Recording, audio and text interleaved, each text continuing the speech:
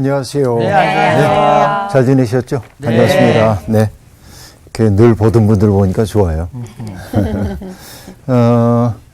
살면서, 때때로 사는 게 참 어렵다. 아우, 인생이 힘겨워. 그런 느낌 들 때가 가끔 있죠. 있어요. 아주 가끔이면 괜찮은데 자주 있으면 많이 문제지. 있습니다. 맞아요. 많이 있어요. 그런 것들이. 그러니까 제일 그런 순간이 어떤 때예요? 그런 느낌이 우리를 찾아오는 때가 어떤 경우가 많은가요? 아무래도 그 생각한 대로 잘 안 될 때. 생각한 대로. 네. 하나님의 뜻을 잘 알 수 없을 때. 아, 그렇지. 너무 굉장히 너무 교과서적인 말. 집에 돈이 없다면 돈이 없을 때 그런 거. 그렇지. 돈이 없을 때. 예, 잔고가 비었다든지 이럴 때. 그 실질적이긴 하네. 네. 뭐 또 가장 저희 가까운 분이 아프시거나 힘들어 하시는 모습 봤을 때. 그러니까 이제 각자 얘기하는데 저마다의 사정에 따라서 지금 얘기를 그쵸. 하고 있어요. 맞아요. 그러니까 세상에는 두루 행복한 사람은 거의 없는 것 같아요. 맞아요.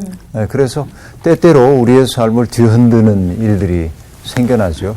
네. 내가 이전까지 확실하다고 생각하던 것들이 불확실하게 바뀌고 내게 가장 가치 있었다고 생각하는 것들이 거의 무가치하고 네. 이전엔 주목하지 않고 살았는데 그것이 내 삶을 온통 뒤흔들기도 하고 사실은 어떤 것들이 우리에게 소중하다는 느낌은 그것이 부재할 때 가장 느껴요. 맞아요. 네.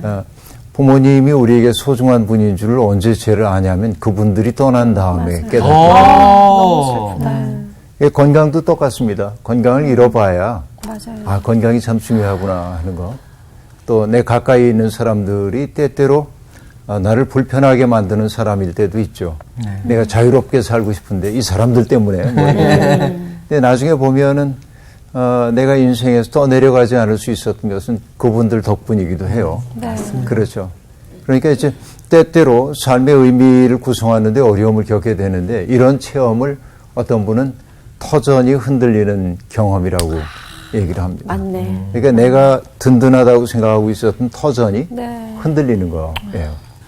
그래서 가끔 우리의 삶의 터전을 흔드는 그런 일들은 우리를 아주 힘들게 만들기도 하는데 그게 우리를 조금 겸손하게 만들기도 해요. 내 삶을 돌아보도록 만들기도 하고요. 사실 그런 일이 없다고 한다면은 성찰은 일어나지 않거든요. 그렇죠. 그런데 오늘 내가 이렇게 장황하게 얘기를 하는 까닭이 오늘 우리가 공부할 미가가 네. 흔들리는 터전 위에 서 있는 것 같은 아득함을 오늘 본문에서 얘기해요. 그렇게 이제 단단한 것처럼 보이는 예언자도 나 힘들어 이렇게 이제 얘기한다는 거죠. 그 대목이 제게는 참 좋게 보여요. 네. 오늘 수업 미가 11강 예언자의 탄식. 미가서 7장 1절부터 9절까지 읽을 겁니다. 1절부터 9절까지. 네. 상우 씨부터 읽어주세요. 재앙이로다 나여 나는 여름 과일을 딴 후와 포도를 거둔 후 같아서 먹을 포도송이가 없으며 내 마음에 사모하는 처음 익은 무화과가 없도다. 경건한 자가 세상에서 끊어졌고 정직한 자가 사람들 가운데 없도다.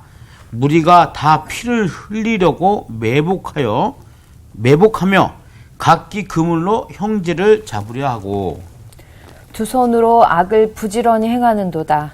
그 지도자와 재판관은 뇌물을 구하며 권세자는 자기 마음의 욕심을 말하며 그들이 서로 결합하니 그들의 가장 선한 자라도 가시 같고 가장 정직한 자라도 찔레 울타리보다 더하도다. 그들의 파수꾼들의 날, 곧 그들 가운데에 형벌의 날이 임하였으니 이제는 그들이 요란하리로다. 너희는 이웃을 믿지 말며 친구를 의지하지 말며 내 품에 누운 여인에게라도 내 입의 문을 지킬지어다. 아들이 아버지를 멸시하며 딸이 어머니를 대적하며 며느리가 시어머니를 대적하리니 사람의 원수가 곧 자기의 집안 사람이로다.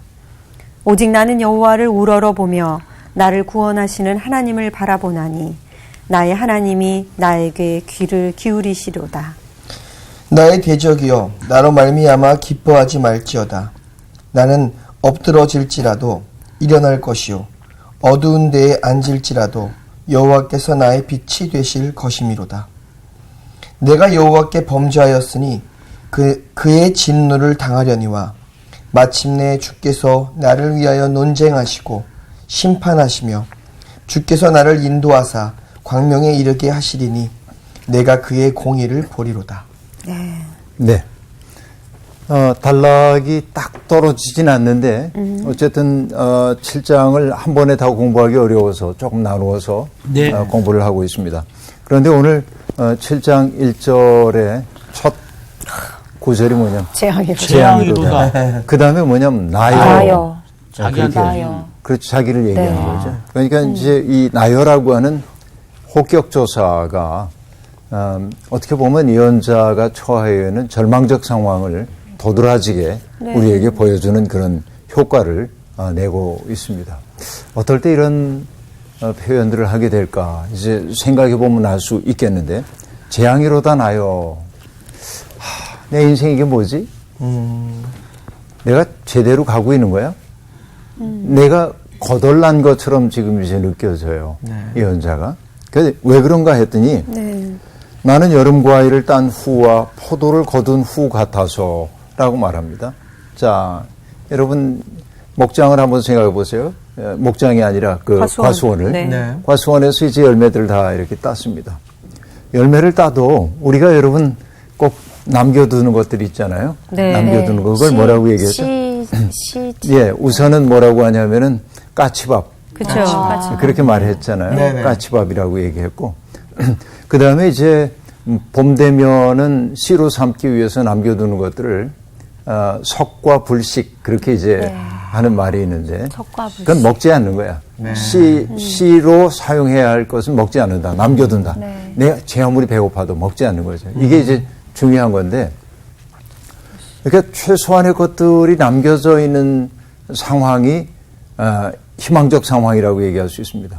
특별히 우리가 레위기 19장에서 하나님께서 나 이스라엘의 하나님 여호와가 거룩함과 같이 너희도 거룩하라라고 말하면서 거룩한 삶에 대해서 가르쳐 주거든요. 그러니까 뭐 안식일 지키고 이제 예법 차리는 얘기들을 하는데 사실은 거기에서 매우 중요한 교훈이 나오는데 거룩한 삶 그건 뭐냐?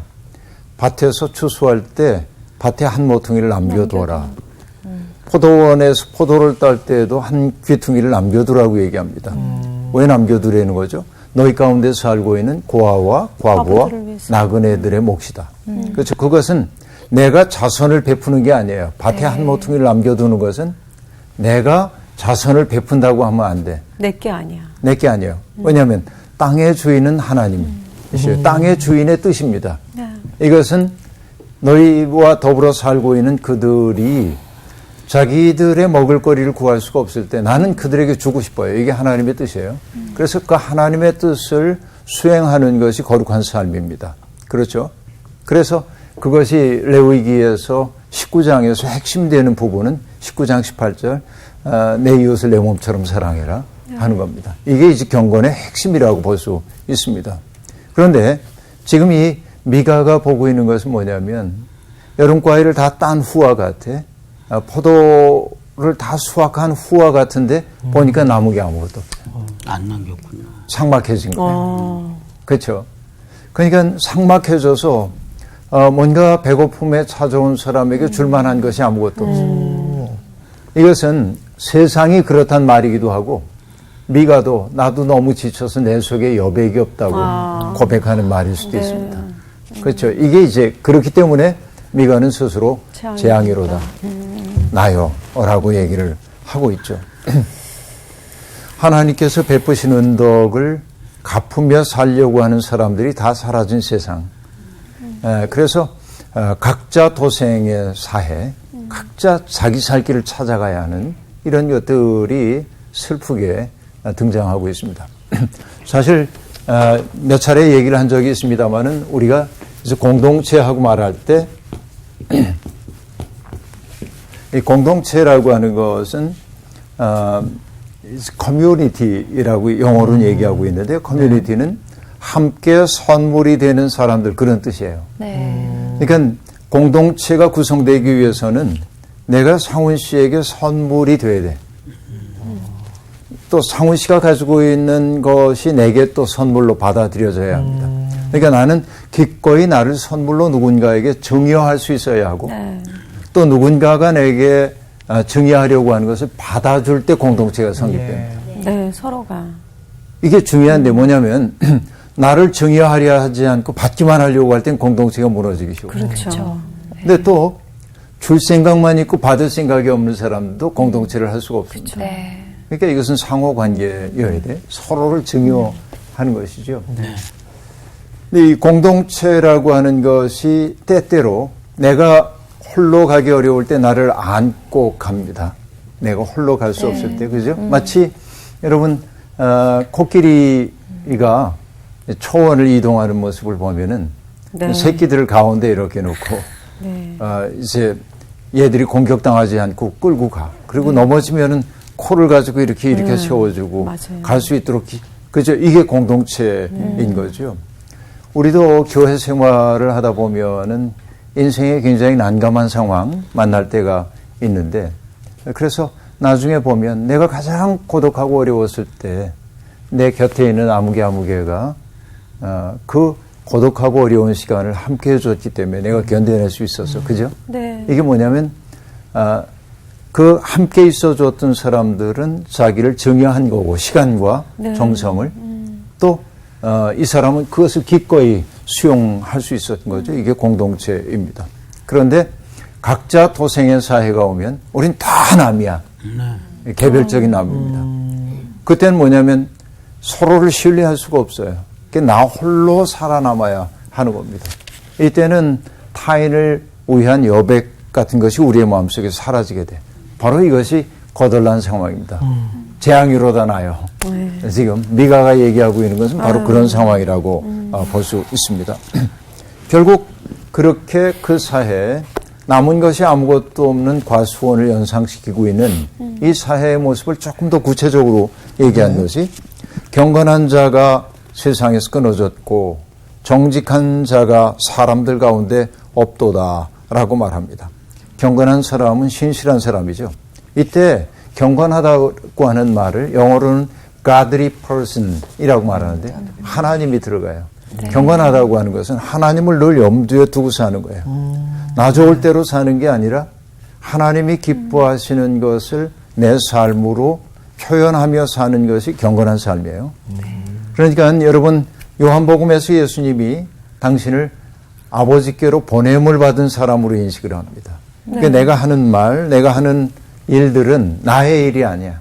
나를 보내신 이의 말이고 나를 보내신 이의 일이죠. 그래서 아버지께서 이제까지 일하시니 나도 일한다. 이게 예수 그리스도의 말씀이셨습니다. 그죠? 바로 이것이 경건한 삶입니다. 그러니까 경건이라고 하는 것이 일상과 구별된 어떤 일처럼 말하기도 하지만 사실은 뭐냐? 우리의 일상적 삶의 관계 속에 하나님을 모시고 사는 삶이 경건함인데 이게 다 사라졌다. 그 다음에 정직한 자가 무너졌다라고 얘기하는데 정직이라고 얘기할 때 직이라고 하는 건 뭐예요?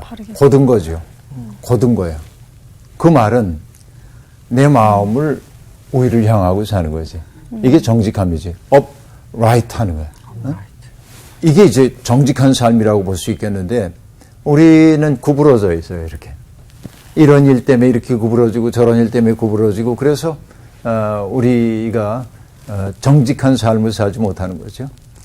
자코메티라고 하는 프랑스의 위대한 조각가가 있습니다. 여러분 보신 적이 있는지 모르겠는데 길쭉해요. 이 자코메티의 모든 작품 속에 등장하는 인물들은 꼬챙이 같아요. 이렇게 깎아내고 또 깎아내고 그래서 아주 최소한만 남기게 됩니다. 그런데 자코메티가 했던 말 가운데 이런 말이 있습니다. 사람은 직립하는 한 아름답다 하고 말합니다. 직립해 있는 사람. 그러니까 주저앉고 싶어요. 무너지고 싶어. 근데도 고개를 위로 들고 사는 거예요. 뭡니까? 내가 이 땅의 인력에만 끌려가는 사람이 아니라 하늘을 바라보고 하늘의 뜻을 수행하기 위해 사는 사람이 되는 거죠. 이게 정직한 거야. 정직함이란 우리가 얘기한 저 사람은 정직해야 하는 그때 그 말과 조금 다른 뉘앙스가 있는 겁니다. 근데 미가가 바라보니까 자기 시대에 그런 사람들이 다 사라져서 경건한 사람 사라지고 정직한 사람 사라지고 결국 그 세상, 그들이 사라진 세상은 뭐합니까? 무고한 사람들의 피를 흘리는 세상.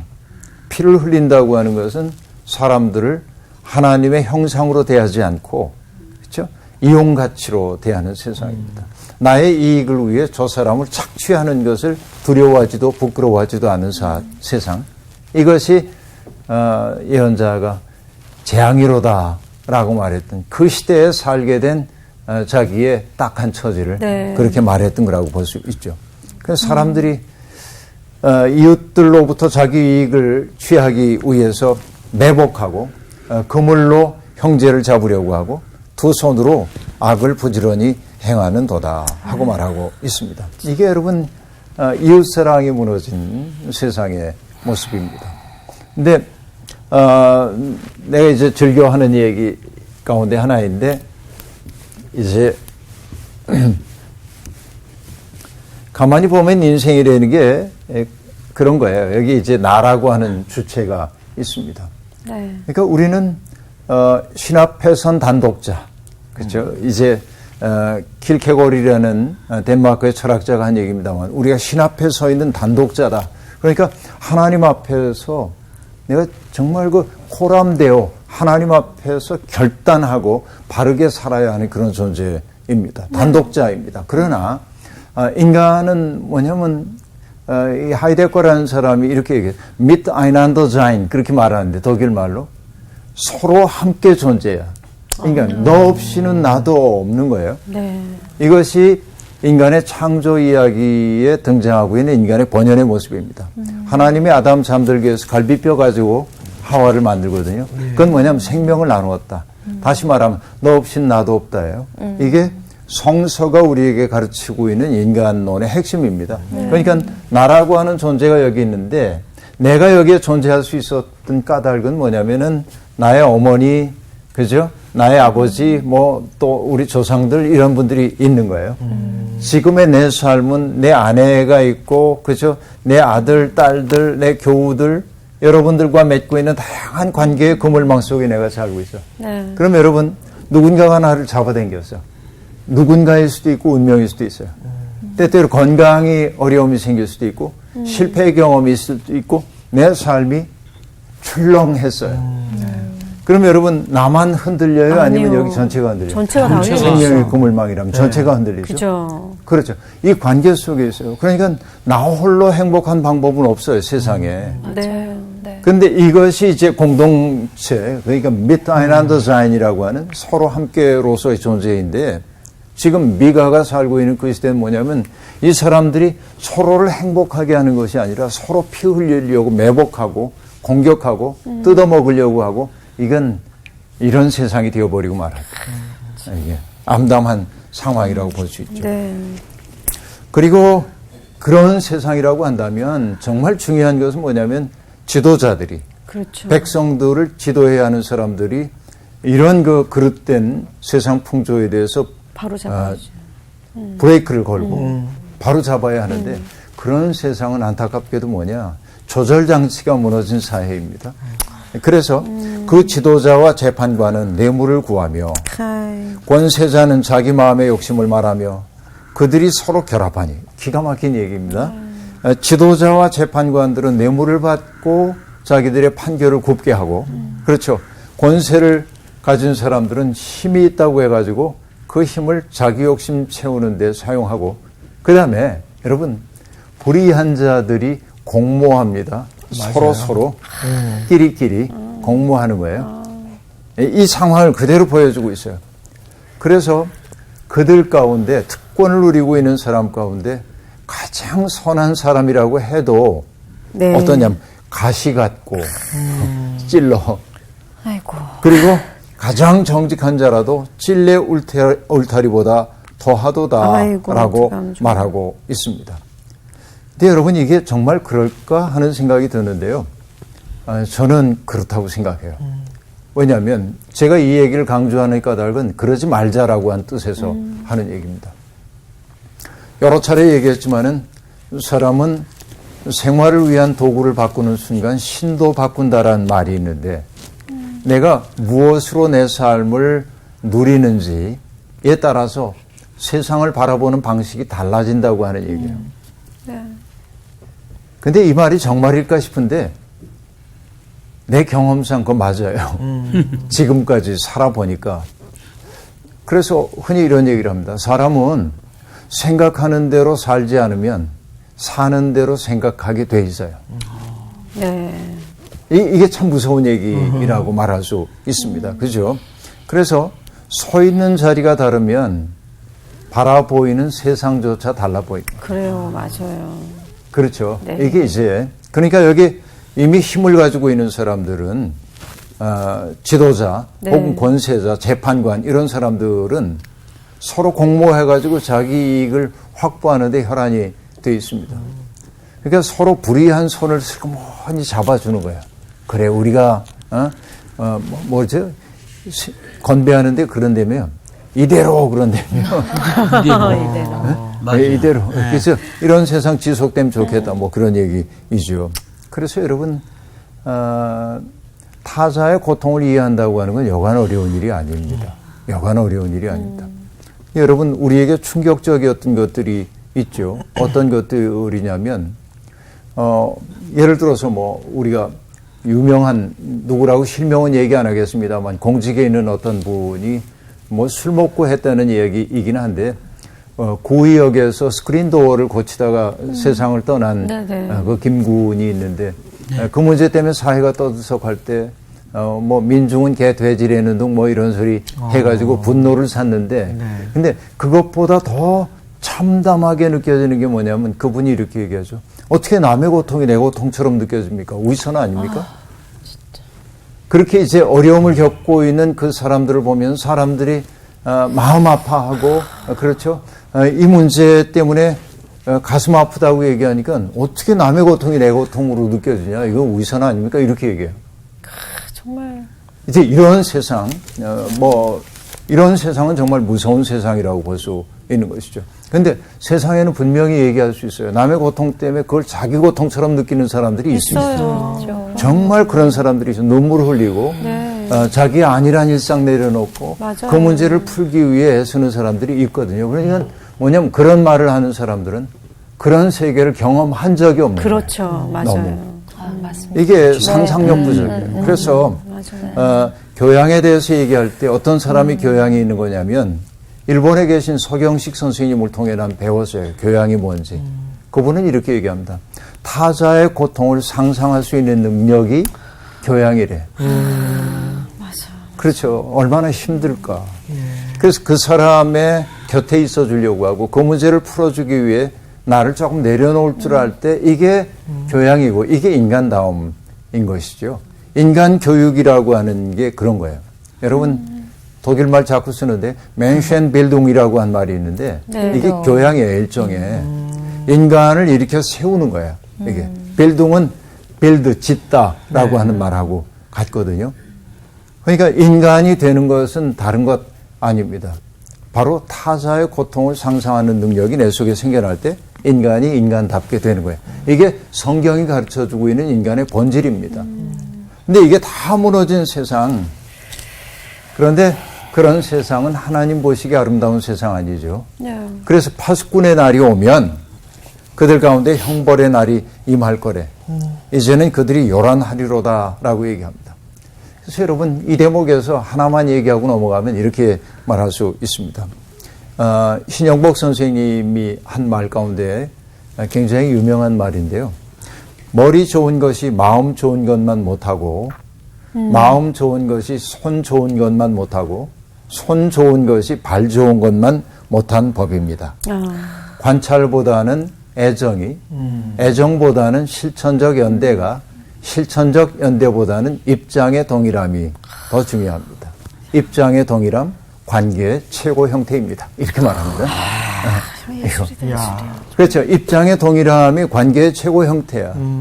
바로 이것이 뭐냐면은 성육신의 신비입니다.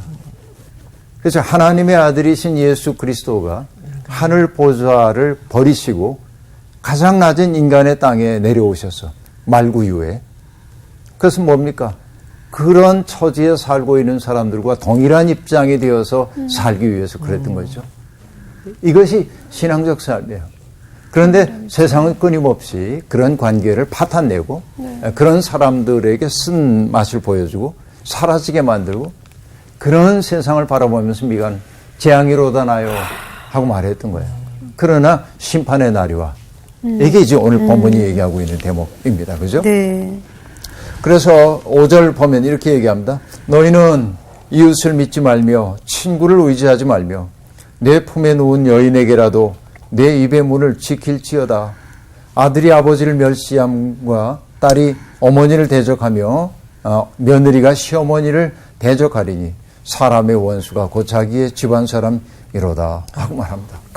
그 사회가 이 미가가 내다보고 있는 이렇게 어떤 그 관계의 그물망 속에 살아가기보다는 단자가 되어가지고 자기 욕망에 충실하게 사는 사람만이 넘치는 세상은 뭐냐면 신뢰가 무너진 세상, 아무도 서로를 믿지 못하는. 맞아요. 그렇죠.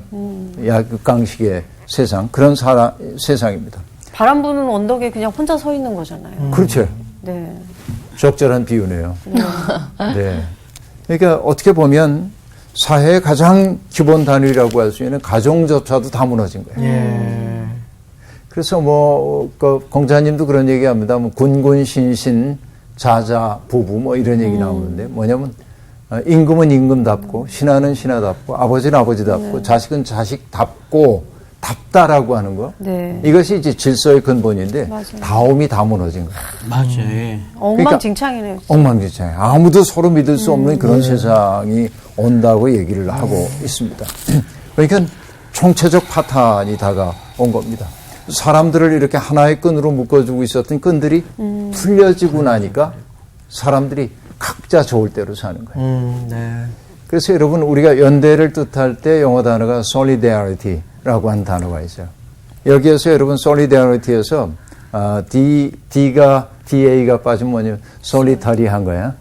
이 solitary는 뭐냐면 외로운 거예요. 네? 그러니까 서로 연대하고 서로 든든하게 그 설당이 되어주는 그 사랑의 관계가 무너진 자리에 남는 것은 뭐냐면 고독한 개체. 아까 미란 씨가 얘기했던 것처럼 바람 부는 언덕에 홀로 서 있는 거지. 네? 너무 고독해. 이런 세상이 지금 왔다. 자, 그런데 미가가 얘기합니다. 이런 세상이에요. 그러면 세상이 이러니까 어쩔 수 없지. 이렇게 말할 수도 있죠. 아니죠. 그러나 예언자는 이렇게 말합니다.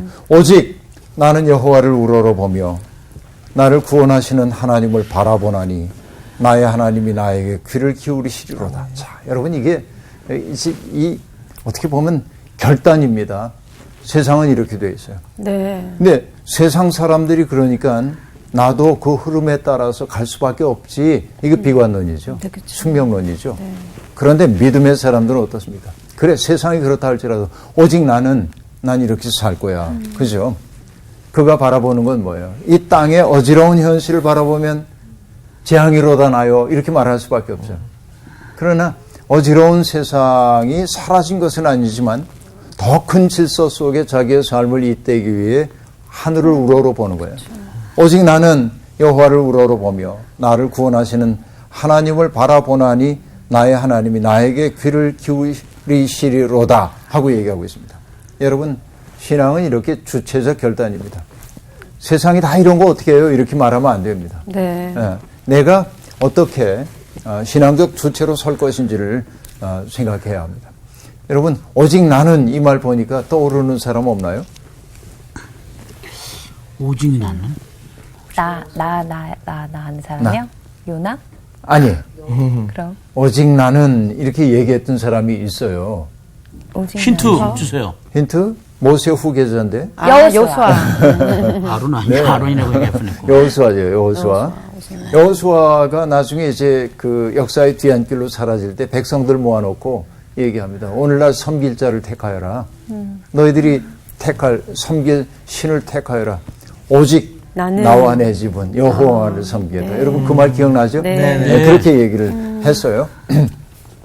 그러니까 중요한 것이 뭐냐면 여호와를 우러러 보는 것이 중요해요. 왜? 이 어지러운 막 어지럽게 이렇게 있는 그 세상을 골똘히 들여다보면은 같이 어지러워요. 그 시면이 나를 확 잡아당겨요. 그때 우리가 해야 될 건 여기만 바라보지 말고 좀 우위를 봐야 돼요. 맞습니다. 그렇죠. 이게 이제 중요한 거예요. 시면에 끌려 들어가지 않기 위해서는 하늘을 바라봐야 돼. 그러니까 이 세상의 중력이 나를 끌고 들어가지 못하도록 하려면 은총, 나를 올려주는 은총을 바라보지 않으면 안 된다 하는 얘기입니다. 그래서 중력과 은총이란 말을 내가 자연스럽게 썼는데 프랑스의 사상가인 시모누 베이유의 책 제목이기도 합니다. 중력과 은총. 중력은 우리를 끊임없이 아래로 잡아당기는 힘입니다. 그죠? 네. 중력을 영어로 뭐라고 그러죠? Gravity. Gravity라고 얘기하죠. 중력입니다. 근데 죄나 인간의 욕망이라고 하는 거에 죄나 인간의 욕망 같은 것들이 우리를 아래로 자꾸 잡아당겨요. 그래서 어거스틴도 얘기합니다. 새로운 삶을 살려고 그러니까 누가 옷자락을 붙잡아요. 우리를 두고 가려는가? 세상이 붙잡는 거예요. 네. 우리도 좋은 시간을 보내지 않았는가? 그렇게 이제 붙잡아요. 이게 이제 중력입니다. 너무 와닿네요. 여기에서 그죠? 여기에서 이거 벗어나기가 좀 어려워. 이 힘을. 근데 내 힘으로 안 되기 때문에 뭐냐면 우리를 들어올려주는 힘이 있어요. 은총. 은총이 우리를 들어올려 줍니다. 죄의 욕망으로부터 벗어날 수 있도록 해주죠. 그래서 이 힘에 의지해야 되기 때문에 미가는 지금 하나님만을 바라본다고 얘기를 하고 있습니다. 그런데 여러분 재미나는 거 하나 있는데요. 중력이라고 하는 단어가 이제 gravity라고 하는 단어인데 옛날 16, 17세기의 과학자들이 중력에 반대되는 힘, counter force라고 얘기하고 있는데 중력이 이렇게 작용하면 이쪽으로 작용하는 그 힘을 levity라고 얘기하는데 레버티. 사실 여러분 영어 사전을 찾아보면 경솔, 부박함 그렇게 이제 번역을 할 거예요. 그럼 좀 이상하잖아요. 레버티. 네. 근데 저게 지금 뭘 얘기하냐면 상당히 재미있는 대목인데요. 경솔이라는 건 뭐냐면 진지함의 결여입니다. 네. 네. 근데 이 단어가 굉장히 중요한 단어예요. 중력이라는 거 우리 자꾸 밑으로 내려 끈다고 얘기했죠. 아, 겸손하게 만든다. 근데 이 레버티라고 하는 것은 뭐냐면 우리를 자꾸만 위로 뜨게 만들어. 이게 뜨게 만들어요. 겸손하게 만든다. 그래서 사람들을 위로 들어올리는 힘을 얘기하는데 특별히 이게 뭐냐면은 이 레버티는 유머라고 우리가 흔히 얘기하는 유머. 인간들이 유머가 있으면 심각한 상황 속에서 네, 누가 위로. 유머 한마디를 하면 심각함이 해소되잖아요. 이렇게 떠올려주기도 하죠. 그래서 20세기에 영국의 위대한 작가인 체스터턴이라고 하는 사람이 했던 유명한 얘기가 있습니다. 천사가 날 수 있는 까닭이 뭔지 아세요? 유머가 맞나요? 그것도 이제 아주 굉장히 센스 있는 얘기인데요. 자, 천사가 날 수 있는 까닭은 뭐냐면 자기 자신을 가볍게 유지할 수 있기 때문에 그렇대요. 무거워지지 않는 거예요. 그렇죠. 유머 있는 사람이 되게 가볍잖아요. 가벼워 보이지만 사람들 편안하게 만들어줍니다. 그러니까 여러분 신앙생활을 한다고 하는 것은 무겁지 뭐냐면 않아. 세상이 끊임없이 우리를 중력의 방향으로 잡아당길 때 우리를 향해 뜨게 만들어. 뜨게 만들어주는 거예요. 그 힘에 신앙은 그런 거예요. 그러니까 밑에 바라보면 시면에 끌려 들어가지만은 네네. 위를 바라보니까 가벼워졌어요 여기. 와. 그래서 내가 올라가고 위에서 바라보니까 내가 거기 속하지 않아도 괜찮아. 네네. 이렇게 변혁할 수 있는 힘도 생겨나요. 네. 이게 이제 은총의 신비라고 말할 수 있겠습니다. 그죠? 구원하시는 하나님을 자꾸 바라봐야 돼. 그래서 왜 그 하나님을 바라봐야 하냐면 하나님이 우리의 말에 늘 귀를 기울이시기 때문에 이게 희망입니다. 맞아요. 희망이 여기서 유입돼요. 그래서 말합니다. 나의 대적이요. 자, 앞에서 우리가 재앙이로다 나요. 그렇게 말했잖아요. 근데 지금 반대야. 뒤집어지고 네. 있어요. 나의 대적이요. 나로 말미암아 기뻐하지 말지어다. 나는 엎드러질지라도 일어날 것이요. 어두운 데에 앉을지라도 여호와께서 나의 빛이 되실 것이미로다. 내가 여호와께 범죄하였으니 그의 진노를 당하려니와 마침내 주께서 나를 위하여 논쟁하시고 심판하시며 주께서 나를 인도하사 광명에 이르게 하시리니 내가 그의 공의를 보리로다 하고 말합니다. 그래 나는 인간이기 때문에 넘어져. 그러나 난 일어날 거야. 난 유한한 인간이기 때문에 어둠에 유폐되어서 비틀거릴 수도 있지. 그러나 나는 결국 빛을 볼 거야. 여러분, 이게 믿음의 사람들이에요. 맞습니다. 그렇죠? 믿음의 사람들은 바로 그런 사람들. 이것을 저는 뭐라고 하냐면 급진적 희망이다 라고 얘기를 합니다. 그렇죠? 급진적 희망이야. 성경은 이런 급진적 희망 이야기로 가득 차 있습니다. 그렇죠. 그래서 예레미야가 바벨론의 포로로 잡혀가 있는 포로민들에게 편지를 보냅니다. 그래서 뭐라고 얘기하냐면 너희 거기에서 집을 짓고 살아라. 과수원도 만들고 포도원도 만들고 거기서 살아. 자식들 시집장가 잘 보내고 잘 살아 거기에서. 그런데 포로민들은 그 말을 받아들이기 어렵습니다. 네. 이 지긋지긋한 땅에서 빨리 해방됐으면 좋겠는데 예레미야가 하는 얘기는 뭐냐면 너희들의 포로 생활이 지속될 거야 하는 말처럼 들려요. 그렇죠. 그러니까 희망을 뺏는 것처럼 보이지만 예레미야는 뭐냐면 급하게 마음먹을 거 없다. 하나님의 때가 이르리니 그때까지는 기다려라. 자기의 삶을 성실하게 살아내. 그리고 뒤에 뭐라고 얘기하냐면 너희를 붙잡아간 그 사람들의 평안을 위해서 기도해라. 왜? 그들이 평안해야 너희도 평안할 것이기 때문에. 바로 이것이 뭐냐면 급진적 희망이에요. 절망의 자리에 있지만 절망만 내 인생에 카운트하지 않고 그 속에서 기억고 인생을 살아내려고 하는 급진적 희망. 이것이 신앙이라고 말할 수 있겠습니다. 그죠? 그러니까 나는 넘어져도 일어날 거야. 어둠 속에 있어도 다시 빛을 보게 될 거야. 내가 지금 어려움을 겪지. 물론 어려움을 겪고. 하지만 주님이 나를 광명으로 인도해 주실 거다라고 말합니다. 그렇죠. 이것이 하나님입니다. 바울 사도가 얘기했죠. 복음에는 하나님의 의가 나타나서 믿음으로 믿음에 이르게 하나니 기록된 바 오직 의인은 뭐로 살아요? 믿음으로 살리라. 자, 의인은 뭐냐면 믿음으로 사는 거야. 중력으로 살아요? 은총으로 살아요? 은총으로. 은총입니다. 은총으로 사는 거예요.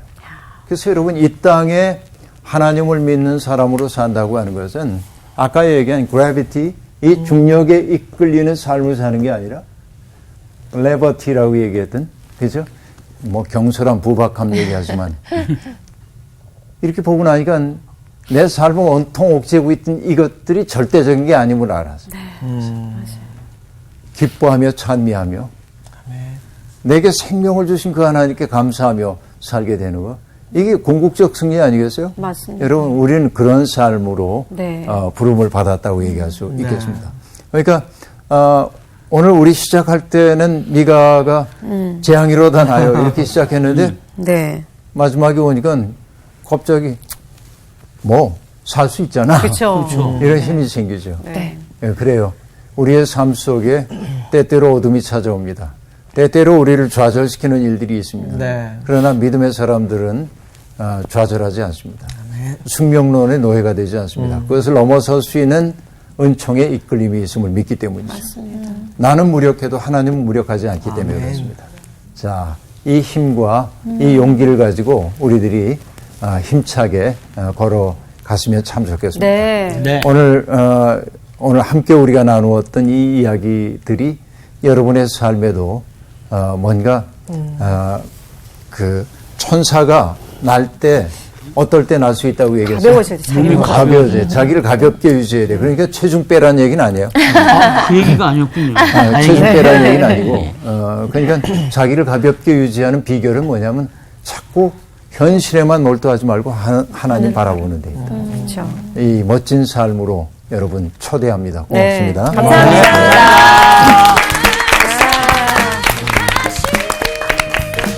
처음에 재앙이로다에서 요즘 우울하네 또 시작했는데 끝날 때는 다시 이렇게 두 주먹을 쥐게 만드네요. 그죠?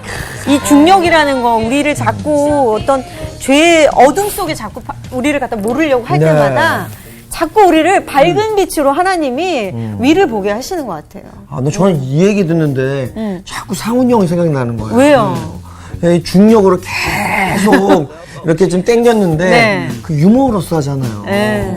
그래서 날고 있어요. 그러니까요. 네. 내가 날 수 있는 거예요. 아, 오빠가 이 모습 이대로 나는 걸 상상해 보세요. 아, 웃음이 저절로 나지 정말. 않아요? 그럼요. 웃기네요. 네. 네. 아, 이게 원래 네. 중력이라는 건 지구가 당기는 거잖아요. 근데 사실 하나님의 그 어떤 중력이 더 큰 거거든요. 그러니까 하나님이 당기시면 아, 날 수 있어요. 네. 맞아요. 지구보다 훨씬 크신 분이. 요즘에 날고 계시더라고요. 그러니까요. 아, 요즘 너무 날고 있어요. 아, 너무 날아요. 착륙이 안 돼요. 이번 주 퀴즈입니다. 요한계시록에서 7교회 중 칭찬만 받은 교회는 어디인가요? 1번 서머나 교회와 빌라델비아 교회, 2번 에베소 교회와 두아디라 교회, 3번 라오디게아 교회와 사대 교회. 정답을 아시는 분은 CBS 성서학당 홈페이지에 정답을 올려주시거나 우편으로 보내주시면 됩니다. 선정되신 분들에게는 하나님의 말씀을 전 세계에 보급하는 대한성서공회에서 성경 통독을 위한 최고의 자습서 성경 2.0, 세상을 바꾸는 복음 매거진 크리스채너티 투데이 1년 정기 구독권, 성경을 쉽고 재미있게 가르쳐주는 성서학당 선생님들의 저서 중 하나를 드립니다.